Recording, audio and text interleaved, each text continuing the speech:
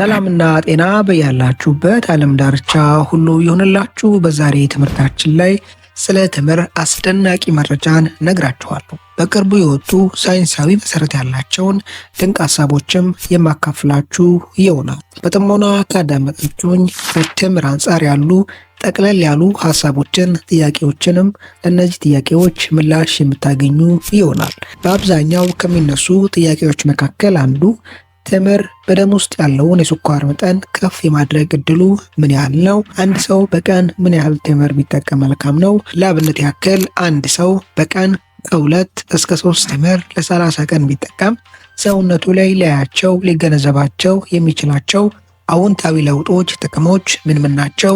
እያንዳንዱን የምነግራችሁ ይሆናል። ከብዙ አክብሮትና ትህትና ጋር ትምህርቱን ላይክ ማድረጋችሁን አትዘንጉ። የእናንተ ላይክ ይህ ትምህርት ብዙ ሰው ጋር እንዲደርስ እንዲጠቀሙበት ያደርጋል። የዩቲዩብ አልጎሪዝሙን በማሻሻል ትምህርቱ ብዙ ሰው ጋር እንዲሰራጭ ያደርጋል። ይህን ድንቅ መረጃ ደግሞ ለሌሎች ሰዎችን በማጋራት እንዲጠቀሙበትና ግንዛቤዎችን እንዲያገኙበት አድርጉ።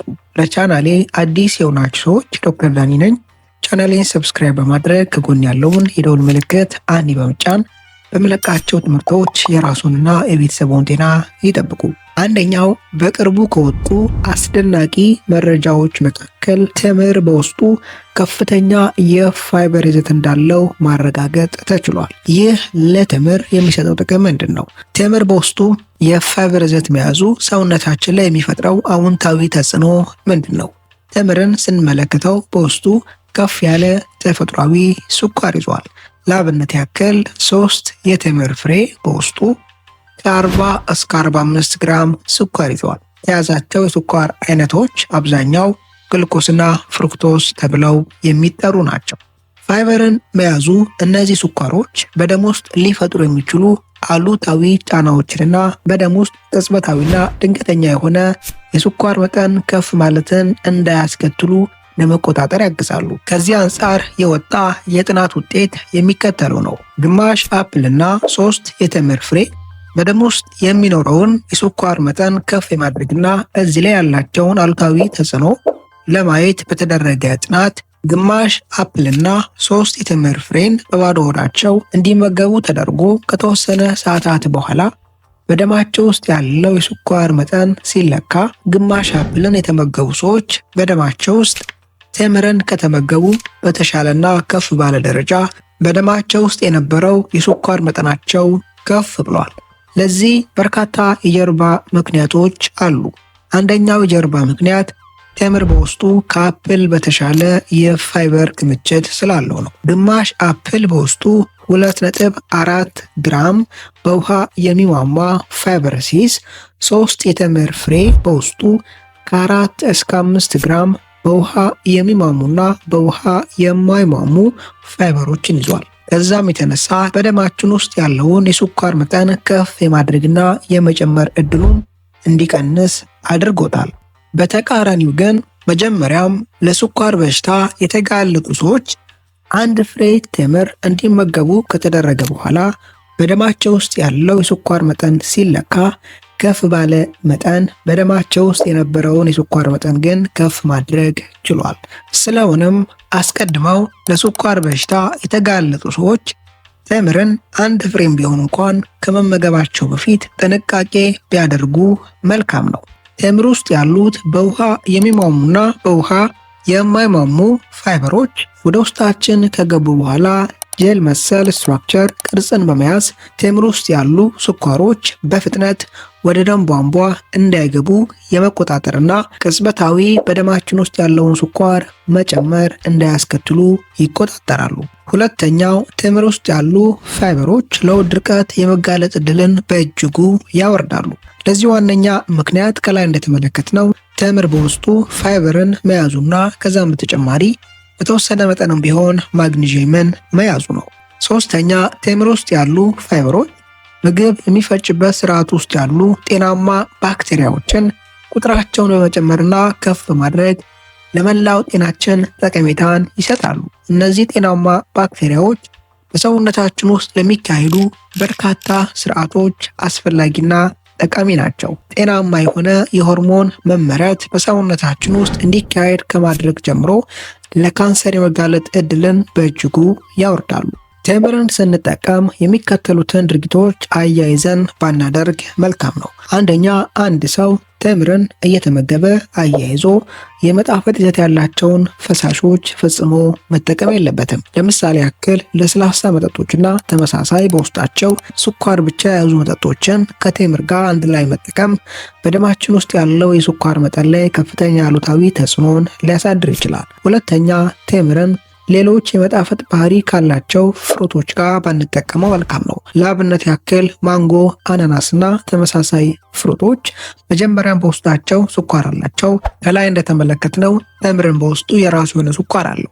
እነዚህን ፍራፍሬዎች አንድ ላይ ባትጠቀሙ መልካም ነው። ቴምርን ከነዚህ የመጣፈጥ ይዘት ካላቸው ፍሩቶች ጋር ከመጠቀም ብቻውን መጠቀም መልካም ነው። ሌላው ግን ቴምርን አያይዘን ለምሳሌ ያክል ከአቮካዶ ጋር አንድ ላይ ብንጠቀመው አቮካዶ በውስጡ ጤናማ ፋትን ስለያዘ በደማችን ውስጥ ያለውን የስኳር መጠን የመጨመር ሁኔታውን በይበልጥ ደግሞ ማውረድ እንድንችል ይረዳናል። ቴምር በውስጡ አስቀድሞም ፋይበር አለው። አያይዘን ከአቮካዶ ጋር ስንጠቀመው በይበልጥ በደማችን ውስጥ ያለው የስኳር መጠን ላይ በትንሹም ቢሆን ሊፈጥር የሚችለውን አሉታዊ ተጽዕኖ መቆጣጠር እንድንችል እናደርጋለን። ሌላው ግን አስቀድሞም በቀን ውሏቸው ላይ የቀን ውሏቸው በእንቅስቃሴ የተሞላ አካል ብቃት እንቅስቃሴን የሚያደርጉ ፕሮቲን ይዘት ያላቸው ምግቦች የሚያዘወትሩ እንደ እንቁላልና ተመሳሳይ ምግቦች በውስጣቸው ጤናማ ፋት ይዘት ያላቸው ምግቦች የሚመገቡ አቮካዶ፣ ኦሊቭ ኦይል፣ አሳና ተመሳሳይ ምግቦችን የሚመገቡ ሰዎች በቀን ውስጥ እስከ 4 ፍሬ ቴምር እንኳን ቢመገቡ በደማቸው ውስጥ ከፍተኛ የስኳር መጠን ለውጥን ላይመለከቱ ይችላሉ። እንደ አጠቃላይ ግን ጠቅላላ አድርገን ስንመለከተው አንድ ሰው በቀን ከ3 ፍሬ በላይ ቴምር ባይጠቀም መልካም ነው። የቀን አጠቃቀማችንን 1-2 ከፍ ካለ 3 ላይ መገደብ ያስፈልጋል። ሌላኛው ቴምር በውስጡ ከፍተኛ የሆነ የፖታሺየም ክምችት አለው። አንድ ሰው በቀን እንደ ጾታውና እንደ ዕድሜው ከ2600 እስከ 4000 ሚሊግራም ፖታሺየምን ለሰውነቱ ማቀበል አለበት። 3 ፍሬ ቴምር ከ450 እስከ 600 ሚሊግራም ፖታሺየምን ይዟል። ይህም ማለት በቀን ልናገኘው ከሚገባው የፖታሺየም መጠን ከ13 እስከ 23%ን 3 ፍሬ ቴምርን በመጠቀም ለሰውነታችን ማቀበል እንችላለን። ቴምር ውስጥ ያለው ፖታሺየም የሚከተሉትን ጥቅሞች ለሰውነታችን ይሰጣል። አንደኛ፣ የሶዲየም ኤሌክትሮላይት መጠንን በመቆጣጠር ለከፍተኛ የደም ግፊት የመጋለጥ ዕድልን በእጅጉ ያወርዳል። ሁለተኛ፣ በጡንቻና በነርቮች መካከል ጤናማ የሆነ የመልእክት መሰረጫጨት እንዲኖር በማድረግ ጡንቻዎች ያለምንም ውጥረትና ህመም እንዲታጠፉና እንዲዘረጋጉ ያደርጋል። ፖታሺየም ከዚህም ባለፈ በርካታ የጤና ጠቀሜታን ለሰውነታችን ይሰጣል። ሶስተኛ፣ ቴምር በውስጡ ከፍ ያለ የኮፐር ክምችት አለው። አንድ ሰው በቀን ሊያገኘው ከሚገባው የኮፐር መጠን 2 ወይም 3 ቴምርን በመጠቀም ብቻ እስከ 20% ለሰውነታችን ማቀበል እንችላለን። ኮፐር ሌሎች በርካታ ጥቅሞች ቢኖሩትም አንደኛውና ዋነኛው ግን ሰውነታችን በበቂ መጠን ሂሞግሎቢን ተብሎ የሚጠራውን ፕሮቲን ማምረት እንዲችል ያደርጋል። ሂሞግሎቢን በሰውነታችን ውስጥ ጤናማ የሆነ የኦክስጅን መሰረጫጨት በደም አማካኝነት እንዲኖር እጅግ በጣም አስፈላጊ የሆነ ፕሮቲን ነው። የመጨረሻው ቴምር በውስጡ እጽዋቶች ውስጥ በተፈጥሮ የሚገኙ ፖሊፌኖል ተብለው የሚጠሩ ኬሚካሎችን ይዟል። ከያዛቸው የፖሊፌኖል ኬሚካሎች መካከል ፍላቮኖይድ እና ፌኖሊክ አሲድ ይጠቀሳሉ። እነዚህ ከላይ ጠቀስኳቸው ኬሚካሎች ለሰውነታችን በርካታ ጥቅሞችን እንደሚሰጡ በበርካታ ጥናቶች፣ ምርምሮች ማረጋገጥ ተችሏል።